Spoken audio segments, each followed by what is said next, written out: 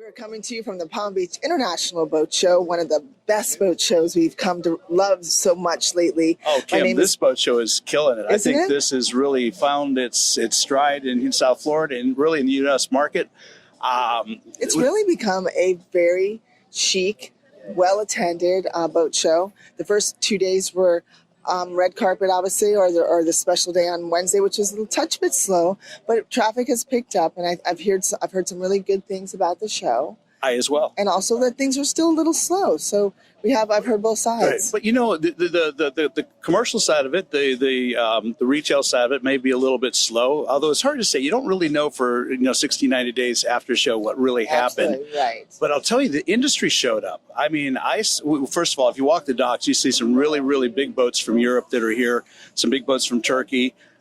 That's pretty cool. And then the people, the businesses that showed up, that tells you a lot. If they're investing to come over here to Palm Beach to be in this show, they believe in what's happening here in this industry, which is, I think, important. And the important. industry is a very strong industry. We're 12 billion strong in South Florida, 120,000 plus jobs. And a lot of that is not just boat sales. It's the refit side of it that we don't speak enough of.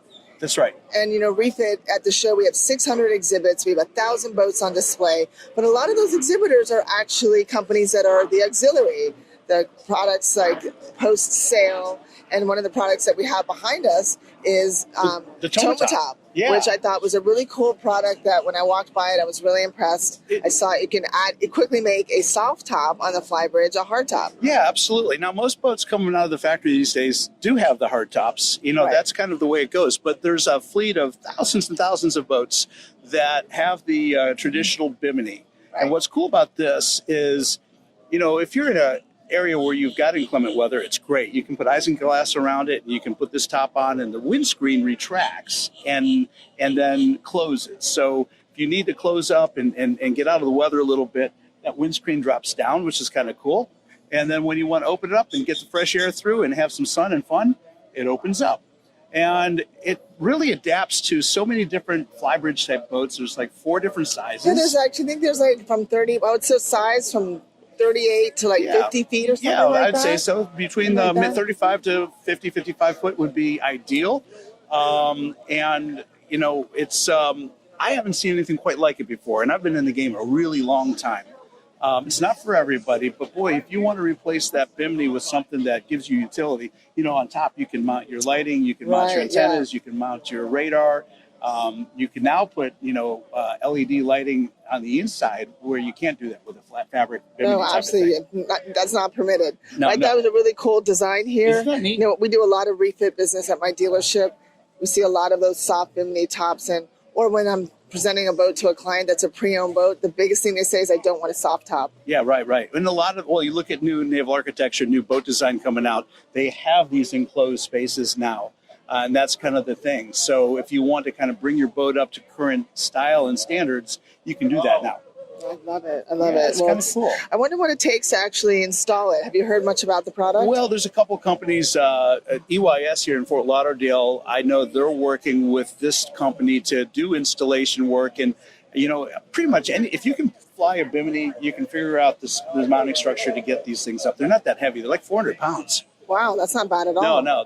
They're pretty light. They're pretty efficient. They're pretty well engineered, from what I can tell. Have you heard about price-wise, what the price point is on something like this? $30,000-ish. Okay. So somewhere in that that's neighborhood, right. all in. So not horrible. Quite doable, particularly if you're in a refit, and that's what we're talking about right now. The refit business that's going on. Yes. I think you could come in and do a really nice job and upgrade and style up your boat a little bit. And speaking of refit, there's some news that recently hit my desk, if you will. We even have desks anymore, right? Yeah, well, we're at our desk right now, aren't we? Don't you love it? But, I don't know if you've heard, but one of the boats, I'm not going to mention the manufacturer, had a delamination issue that caused the boat to flip. Whoa, I didn't hear about that. And it was really what they believe it was from the bow thruster.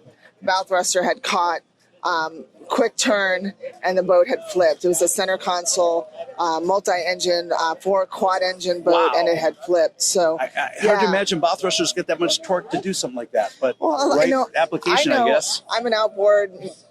We do a lot of outboards in my business, but I really want to stress that it's important that you go to a company that specializes in bow thrusters. Right. Whether it be the manufacturer direct or the manufacturer brings somebody in that's a specialist, but try not to go to the one-off shops. No.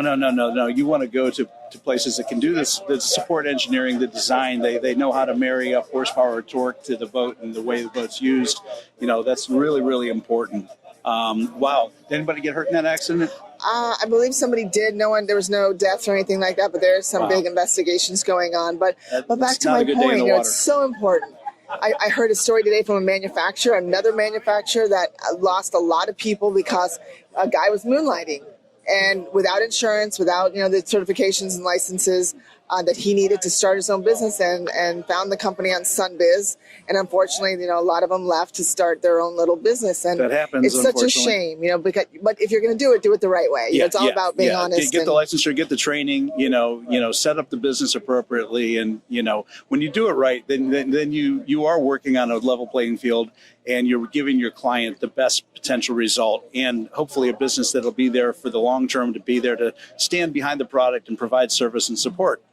So any words of wisdom, like I know you're big in the yacht space. Yes. Any words of wisdom for refit that you can share with us? Well, do your homework. Step number one, do your homework, because the dock talk is real. The industry's become more professional than ever.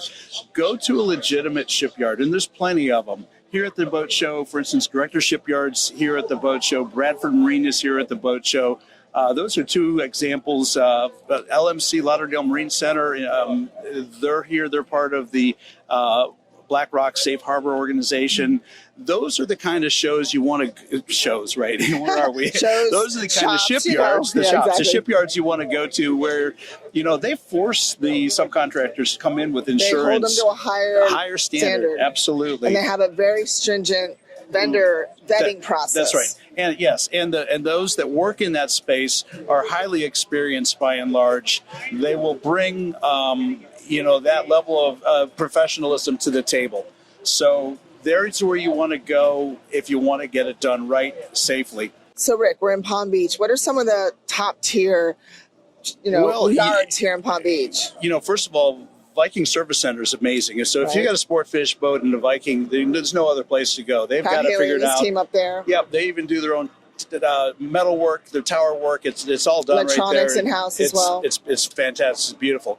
Cracker Boy is here, great yard.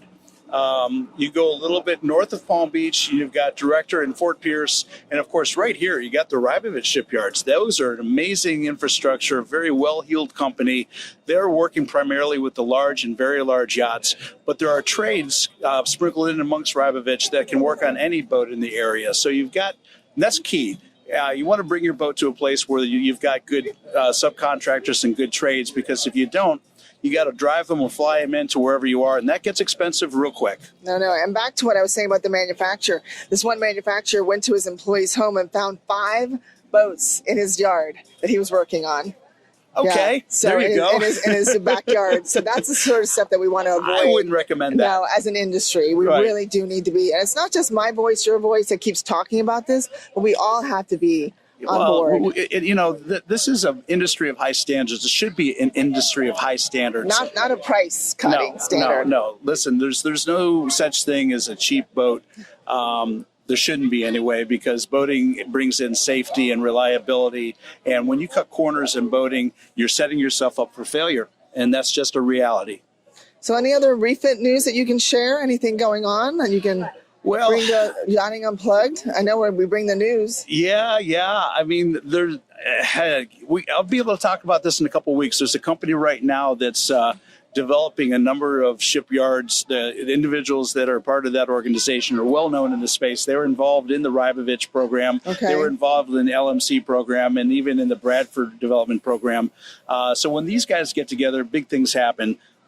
Probably sometime in May, we'll be able to announce what they've got going, but that's going to be something to look forward to. Well, some big news, and we're all about the news. Yes. But Loon, the news that came out on Loon, you want to talk about that? Well, yeah. It's funny. I was talking to Michael Moore a couple of days ago.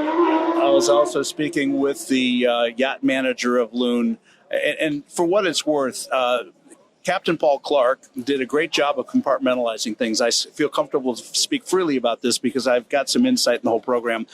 And so the yacht management company was really kept in the dark about a lot of things. And this is an example, I think, where crew and particularly captains get a little bit of ego ahead of them, where they're the star of the show instead of the supporting role of the show. And Paul had quite a reputation for doing that. So, as you probably know, they had that accident down in St. Bart's. It's unfortunate. Christmas 2 people time. were seriously injured. Everybody on the boat was. There's 11 on the boat, but from what I understand, only 2 people have filed the lawsuit against Captain now. It's a starting point. Is it a starting point? Yeah, wow. and Moore and Company is representing these 2 ladies, and good thing, because they deserve whatever they can get from Captain Paul. He, ended up. That's all I need to say. It just wasn't a good program. Right. Well, it comes back to alcohol. Alcohol and boating do not mix when it comes down to it. And especially, I'm actually afraid to actually take my captain's license and pursue that, because it's so much responsibility comes with that. Huge responsibility. Do you want to, maybe people aren't aware of that, do you want to share what responsibility you take as a captain when you have that license on board? It's a lot of liability. You're basically responsible for everything. And it's not just alcohol. Whether you're driving or not. Whether you're driving or not. If you're on board, then they're looking for the professionals. They're looking for those who can, represent or be responsible at some level. Now, some captains are hired specifically for that purpose, so we can go out and party and drink and whatever we would do, and there's one person that is maintaining sobriety and control. That's how it should be done. That's what should have happened in St. Bart's, and Captain Paul wouldn't be in the trouble he's in right now. But if you are a captain on board a vessel, you have to be so careful. Correct? Yes. So when you have a license and you're not operating, you're on board, you still adhere to those requirements? I would, because if something bad happens and it comes up that you're a licensed captain on board this, and you're perhaps the only licensed captain on board the vessel, you're gonna go in front of the boards almost certainly. Coast Guard will take a hard look at that. Well, very interesting situation. I know we had a surveyor, do you want to talk about that, or is it too soon? Is it too soon? Well, it's relevant to what's happening right now with ICE coming in. And I also understand that ICE has set up a couple sting operations in a couple shipyards where they've advertised for day work. And when the day workers come in, they check visa status, if you will. Yeah. And there's been a few South Africans sent back to their country because of this enforcement. The gentleman you're talking about, very, very well-known individual in the industry. Yeah, and is detained. Yeah, and apparently he's going to be deported as well, which is. It's unfortunate, when people are in this country doing good things and playing by the rules, I kind of like to think they can hang out and do it. But at the same time, right now, the culture that's happening here in the States, I really think it's important that you pay attention to your visa status. Cross your T's. Yeah. You can fly out and make arrangements to come back in if you need to update your visa and maintain your status. But it's a new world here right now. So I would just say cautionary tale: be aware, be careful. Don't be that guy that comes on the wrong side of ice. Well, I can't think of any other news. I mean, I've had some things across my email. I'm really excited to see that the community has wrapped their arms around our new show, Yachting Unplugged. And thank you for those that have reached out to me, sending me newsworthy, and Rick as well. If you do have anything that you'd like us to talk about on the show, create some noise, push the needle, if you will, the throttles forward. We're happy to talk about anything relevant to the boating yachting industry, particularly if it's something that we feel really needs to get out in front of everybody. Reach out to us. We're happy to work with you, and we're happy to bring your news forward. Yeah, and thanks to TOMA-TOP. Check them out. If you do have a situation where you're in a refit situation, you want to go from a soft bimini top to hard top, check them out. It's TOMA-TOP.com. That's right. And I think they'll do a great job of taking care of whatever you want to do in that refit, if it makes sense to do it. Absolutely. Well, thanks again for joining us on a special edition of Yachting Unplugged from the Palm Beach International Boat Show. The last day of the Palm Beach International Boat Show. I know. I'm going to miss it. I really do like it up here. Great. It is. Yeah. All right. Well, Rick, great seeing you. Kim, you as well. And anyone really, if you are interested in the boat show, there's a lot of deals going on post-boat show. So reach out to all the vendors here. That's right. There's a lot of motivation. Yes, for sure. Everyone's very motivated. So whether you live, work, or play on the water, just get on the water, because there's nothing better than a lifestyle on the water. No, there's not, is there? Take care, everyone, and catch you on the next episode of Yachting Unplugged. All right. Until then. Ciao, ciao. We're out of here.